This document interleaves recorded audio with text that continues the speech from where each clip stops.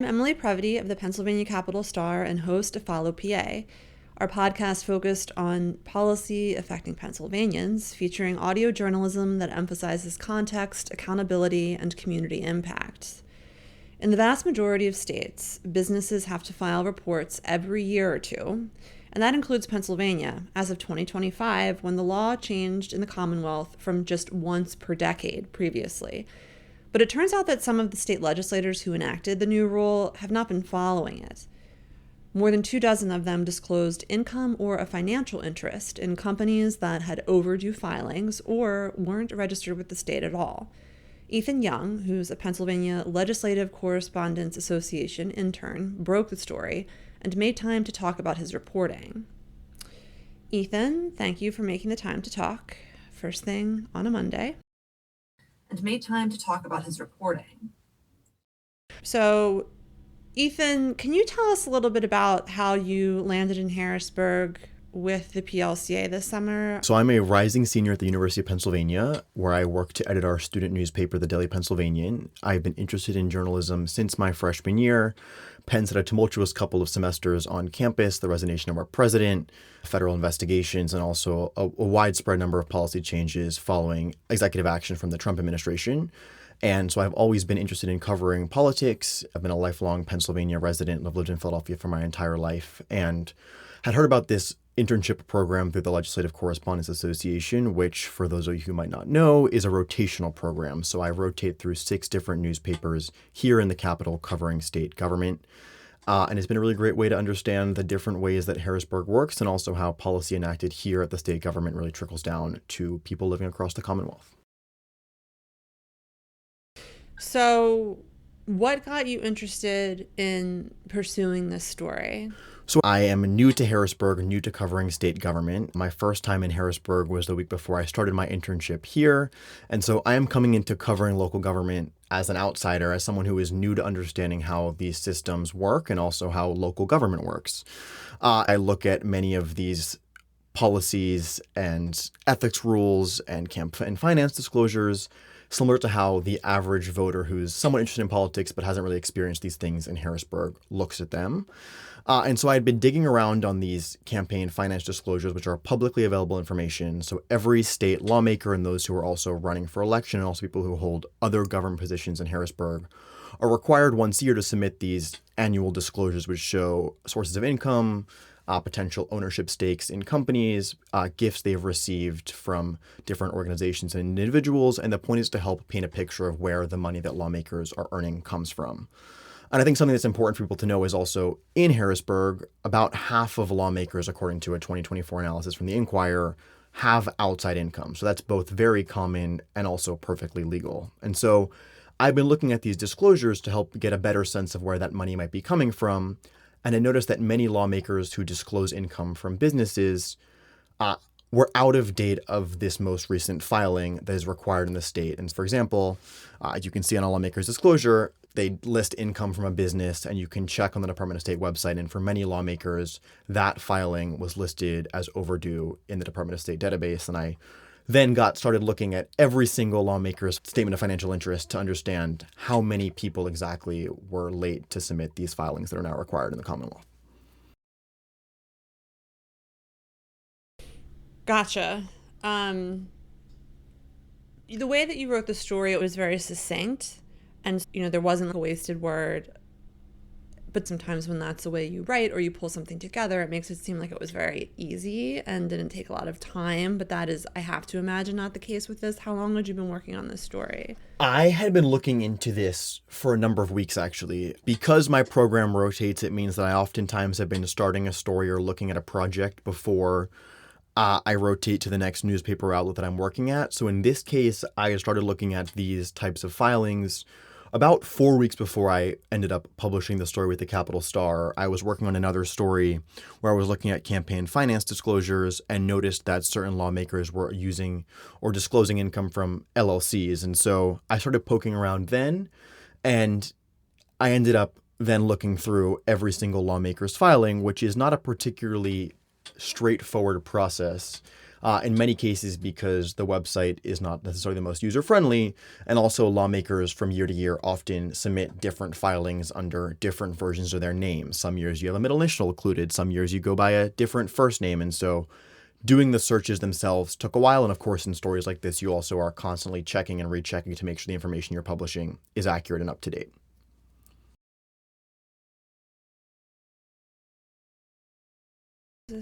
So what did you learn in doing your research about the intent behind changing the law in the first place? I mean, Pennsylvania was really an outlier when it came to the prior requirements for these filings.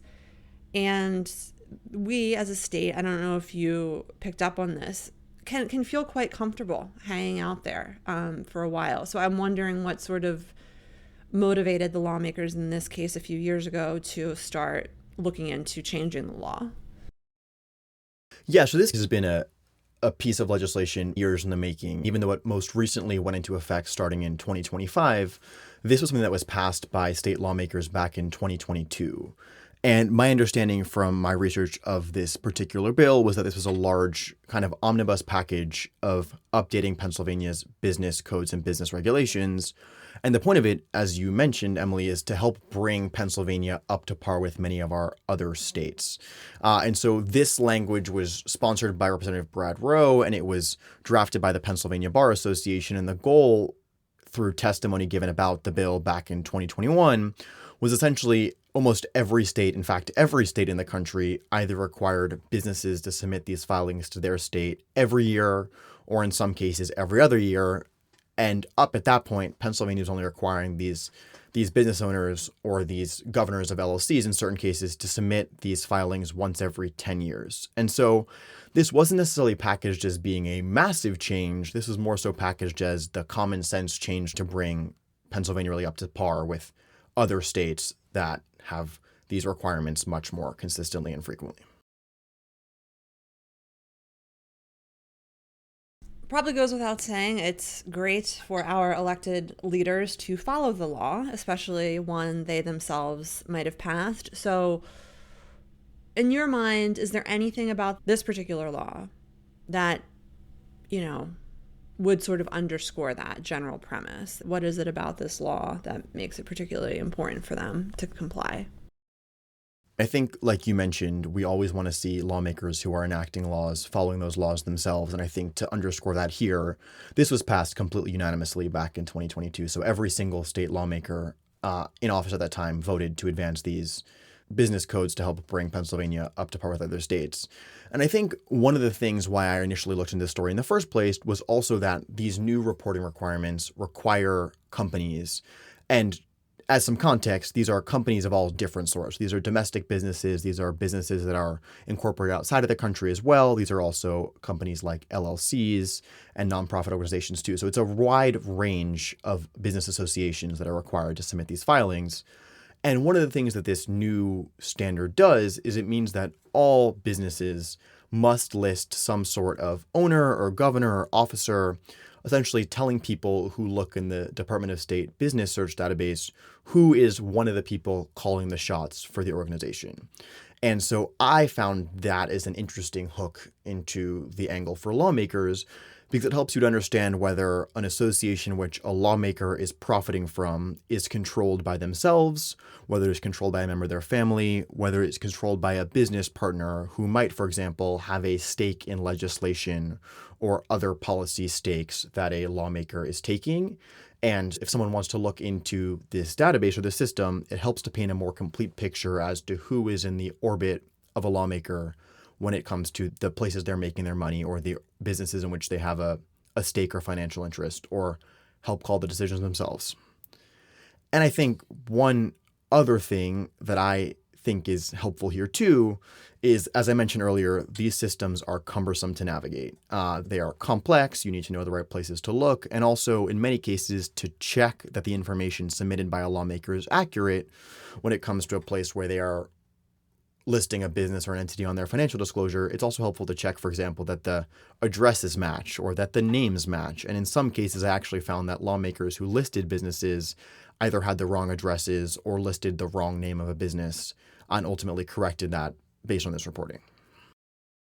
So to follow up on that, I was wondering if there was anything interesting, and this can be interesting from like an accountability standpoint, in that it ties into some of the issues that are at the fore at the moment in Harrisburg, but then also maybe just grabbed your attention because they were interesting. I remember looking at a judge's filings once and seeing that they were invested in or had an interest in a lot of food trucks. And I was like, that's interesting that this is what the judge is into. So anything jump out at you and sort of surprising or relevant from a public policy standpoint in reviewing all of this information? Yeah, so I think a couple of things stood out to me in this front. One is just the large variety of businesses and LLCs that had overdue filings, and also that lawmakers either claim a financial stake or claim income from. These include things like consulting companies, real estate firms, law firms. Some lawmakers said that these were LLCs or companies that had received and had no money passed through them in over a decade, for example. And also some were LLCs where the actual purpose is unclear based on the filing, right? These are LLCs that you can't tell what exactly they do. I think there were some instances where lawmakers submitted updated filings and you could see that they were controlled by someone who is not themselves and doesn't, for example, share the same last name as them. And I haven't done a whole lot of digging into some of those use cases because I've been focused on some other stories. But I do think that one of the interesting things I had in conversations with some government reform groups trying to help me analyze what this meant was that the point of this reporting wasn't necessarily to catch lawmakers doing things for nefarious reasons, right? Or not submitting these filings because they were intentionally withholding this information. But more of it was just to say, hey, you in many cases voted to pass this law in 2022, and I am a journalist looking to help understand the more complete picture of your financial profitability. And it was important for me to give these lawmakers a chance to comment on the fact that many of them had, again, worked to pass this legislation, but had not complied with it. In my own reporting, I have encountered how outdated filings can contribute to blight. And LLCs in real estate are common, and it's just what is sort of done in that business with different projects. Different LLCs are formed, and it doesn't necessarily have to be nefarious, but sometimes it seems like it is a little bit by design, because finding out who's in charge at these LLCs that can be listed as a building's owner can be very complicated, to put it mildly, for journalists trying to figure things out, as in my case, and in the cases of many others before and I'm sure to come, and for city code officers and others who are trying to enforce violations and collect back taxes and so on. Some of the things that in theory could nip some of this in the bud before it escalates to entire structures or blocks becoming dilapidated, for accountability, basically. So when you were listening back to some of the hearings from 2022 or forward, were there other related harms or issues that came up or elsewhere in your reporting as this law was being developed or discussed? I think one of the things that I found interesting when looking back at the testimony of someone from the Pennsylvania Bar Association back when he gave testimony in 2021 was that this bill was presented as being really common sense. I keep on coming back to that term, but this wasn't necessarily about making a large push towards transparency or because there was a hope to catch lawmakers in some sort of gotcha. I think the real hope and expectation of this bill was that it just made sense, that it made sense for businesses that are registered with the state of Pennsylvania to have to submit a relatively simple set of information annually, saying to the state essentially, hey, yes, I'm still here, I'm still operating. And so I think I keep coming back to that common sense point of bringing Pennsylvania up to code and up to alignment with other states. But I think that was the real push here, was that this wasn't something that many business owners should think should be some crazy lift on their end. This was something that seemed easy for businesses to do and seemed, more importantly, out of the ordinary that Pennsylvania didn't already have something like this in place. I will say briefly, a large focus of my reporting this summer throughout my internship has been looking at the large shift in many ways in public opinion surrounding data centers across the Commonwealth. And many of those involve complex real estate transactions and multiple parties and individuals coming together to reach an agreement. And I could see these updated filings being very useful in that reporting to better, again, many lawmakers are in the real estate industry. So what properties do they own? Do people they are in business with own? Where have deeds transferred into different names that, I now might be able to say, okay, this lawmaker, for example, owns an LLC or operates an LLC with this individual who isn't a lawmaker. And now I can search their name too to better understand what properties they might own. And so I think the more people that submit these filings, the better picture both the public and journalists have in understanding what exactly, when it comes to something like real estate, for example, who holds properties, who might be involved in transactions. And it's just another tool that we can use to help check our work and understand what exactly is happening and who might be profiting from it. Something else that you said just now, that this is not supposed to be a huge lift for businesses. My understanding is that the registration and filing process is straightforward. So what specifically is entailed, if you happen to know, as far as the cost and what exactly does someone have to do to register? Department of State. Yeah, so this is a very simple process. Business owners are able to go online through the Department of State business filing website. They pay a $7 fee attached to updating their filing. And one of the goals of this being a primarily online system, and the Department of State is certainly encouraging business owners to file online, is that a lot of information is automatically populated. So for example, your name of your association will automatically be listed there if you're updating a filing. And the goal and point of that is that it means that there's less chances for there to be discrepancies on these forms. You're able to input your information online. It is automatically accepted by the Department of State when you submit it online. And then shortly after that, you'll be able to see those changes reflected in the publicly accessible business database search. And so once a lawmaker or an individual submitted an updated filing, I could then go into the system and see the additional information that they put into the system.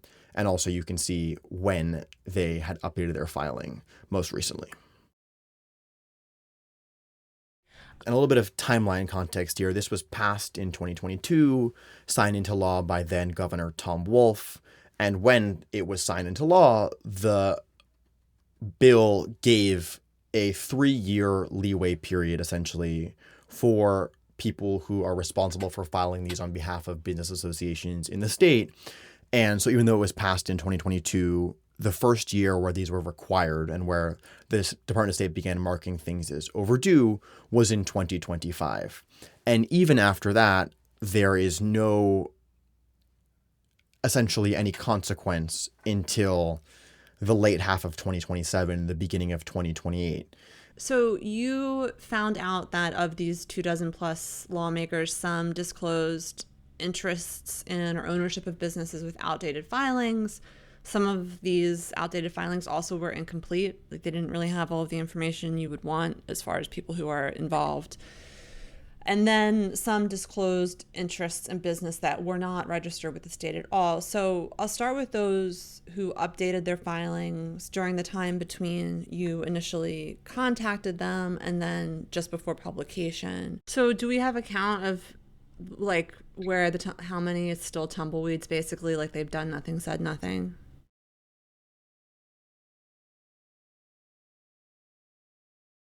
I cross-referenced the list of lawmakers who had overdue filings and had not submitted as of when we published the story last week. And I checked this morning in the Department of State database, and there are more than 10 lawmakers who I still have not heard anything from and have not submitted an updated filing.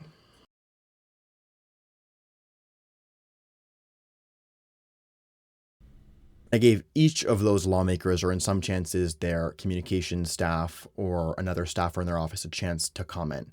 I said, hey, you disclosed this entity on your financial disclosure, and according to my search of the Department of State business filing database, it shows as that being overdue. And I heard a wide variety of things. Some lawmakers told me that they were unaware of the new requirement. Some said it was an oversight on behalf of their accountants who are supposed to handle these filings.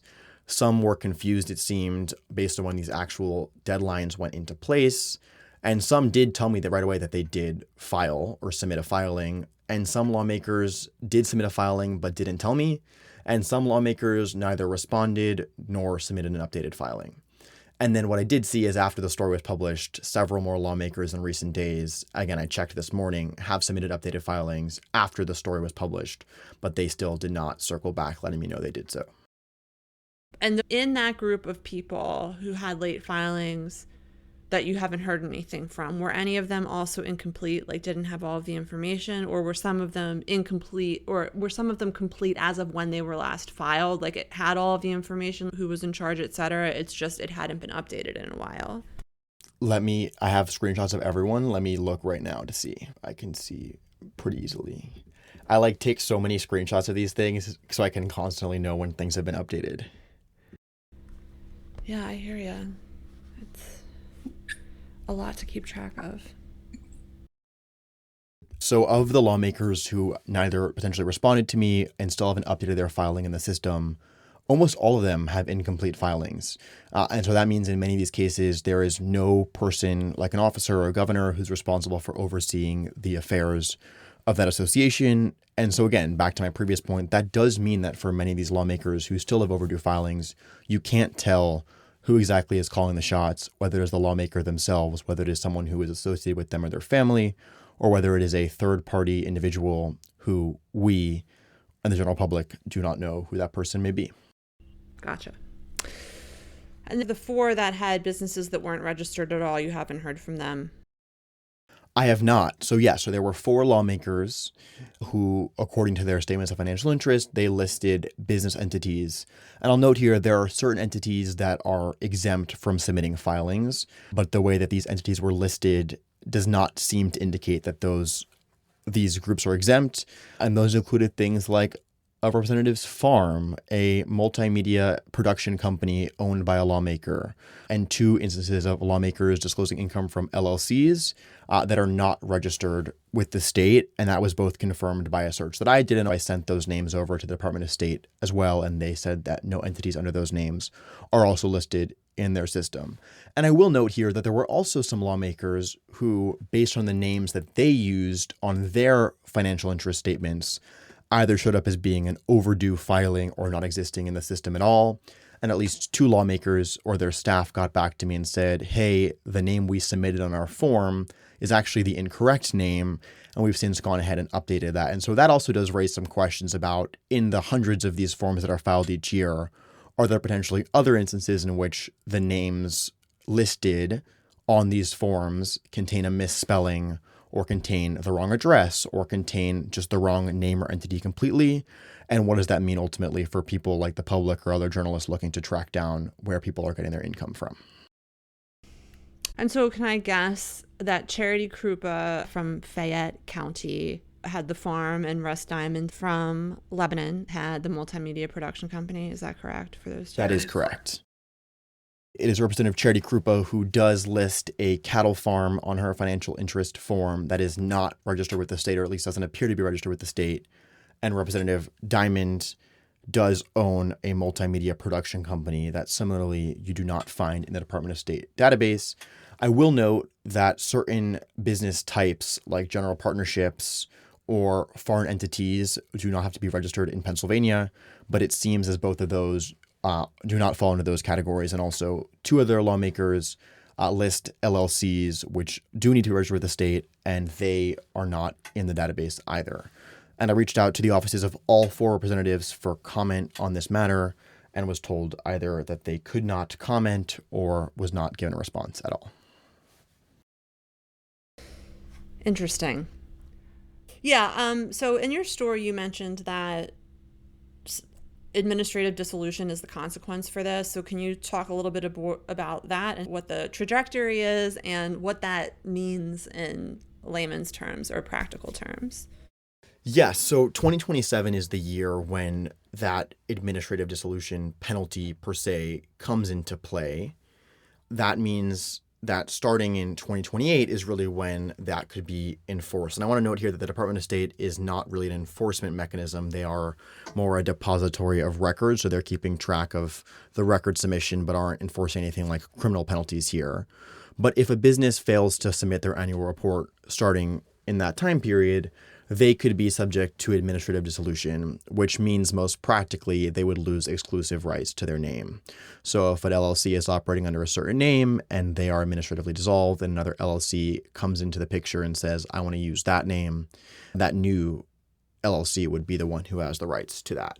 And I will note in the story notes as well that even if a business is subject to that dissolution process, if they then come up to date with their filings, we will see, or they will be able to get their name restored and they will be kind of put back on the books, assuming that no one else has taken that name. Got it. Which, especially if it's not like a fictitious name, I think it's more important than people may realize. Totally, especially, again, some of these filings in the system are over 20 years old, right? And so if a business has been operating for 20 years under the same name, the name that your entity is called ends up being important. I think it'll be interesting to see at the end of 2027 and starting in 2028 when that administrative dissolution penalty comes into play, whether you'll see a greater likelihood that lawmakers and also business owners and people responsible for submitting these filings across the state, whether they will ultimately submit these things on a more prompt basis, both once that name penalty has come into play and also once this has become a little bit less of a novel thing, even though it's was passed 3 years ago. You know, I'm sure many things have surprised you during your time as a PLCA intern. What was surprising to you about in reporting this particular story? What was something that jumped out?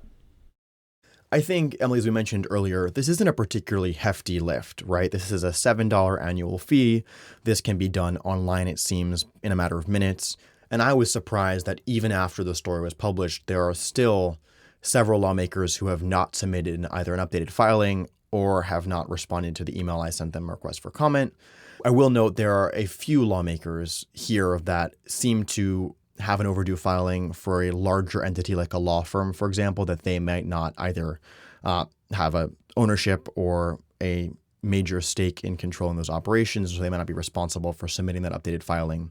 But for many here who still haven't submitted their filing, it seems either based on the name of the LLC or just the fact that there's little information about it elsewhere, that they are able to submit these filings. And now that their name is printed in the paper, I've been surprised that some of them haven't taken the time to go ahead and submit that updated filing, especially as we get closer to 2027 when there are, albeit potentially a small one, some sort of penalty for not doing so. Okay. I was also going to ask about whether you were planning on following up on any of this stuff before you left or whether you've got other plans for your last 2 weeks. I think I do plan on circling back to some of these filings in the coming weeks to see if there's anything that warrants a standalone story. And I'm also working on several other pieces that involve aspects of campaign finance and certain real estate transactions. So I will be looking back at these documents and other lawmakers' statements of financial interest to see if there's any through lines here and whether the information submitted now or in these lawmakers' forms more generally can help shine light on why they make the decisions they do and how those decisions trickle down to impacting their constituents. Well, thank you so much again for making the time. We have been really happy to have you here in Harrisburg this summer. And thanks for all of your hard work and best of luck during your final year at Penn and at the DP. Thank you so much, Emily. I appreciate you having me on and great to learn from you and the rest of the team over these past couple of weeks. I really appreciate it. And special thanks to LNP's Jade Campos for making Ethan available for this interview during his rotation there. All right, that's it. I think we're good. Amazing. Cool. So I just pressed the stop button on this recorder, yeah?